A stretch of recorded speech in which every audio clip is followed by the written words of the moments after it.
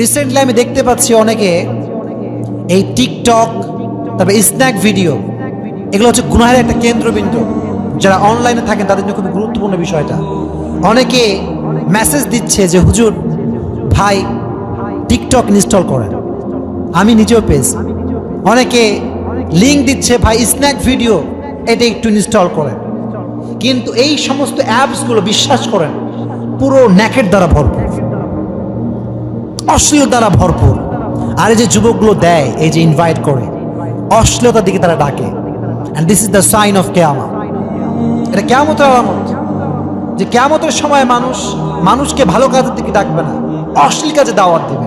নাউযুবিল্লাহ বলবেন না? কেন করে দাওয়াতটা? এই যে অনেকে বোঝে এই জিনিসগুলো। আমি দেখতে পাচ্ছি 240 টাকা দিবে যদি আপনার ইনভিটেশন মানুষ অ্যাকসেপ্ট করে। একটা রেস্ট্রিকশন আছে, যদি আপনার এই পর্যন্ত আপনি পৌঁছতে পারেন আপনাকে 240 টাকা দিবে। আর এই যুবকরা 240 টাকার জন্য মানুষের গুনাহের দিকে ডাকছে। না, এই 240 টাকা তোমার কোনোদিন কাজে আসবে না। একটা কথা অলওয়েজ মনে রাখবেন, আজীবন মনে রাখবেন, if your earn money source is হারাম, then your money will be haram, and if your earn money source is halal, then your money will be completely halal. তাই না? যদি আপনি হালাল ওয়েতে ইনকাম করেন, ইনকামটা কি হারাম হবে নাকি হালাল হবে?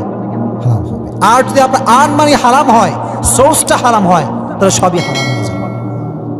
তাহলে এই যে আপনারা হারাম ভাবে ইনকাম করতে চান, এটা কি করা যাবে? কথা বলেন, করা যাবে? আল্লাহ আমাদের সবাইকে গুনাহের থেকে বাঁচিয়ে দিক, পড়েন আমিন।